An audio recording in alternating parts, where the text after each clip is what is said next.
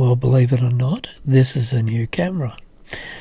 I had damaged my Sony a7 III because it overheated, and they're quite expensive to replace, so I've been looking around. Funnily enough, this is just an Elgato 4K Facecam with a special overlay filter to try and get some of the reflection off my glasses. And this camera costs $199 US.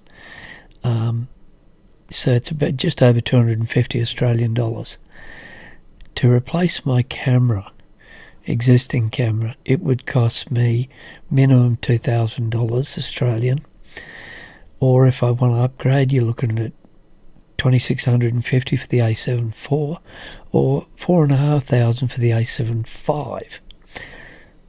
This was $250, so tell me what you think, whether it's worthwhile keep going with this or whether I need to save up and invest in another one. Thanks very much.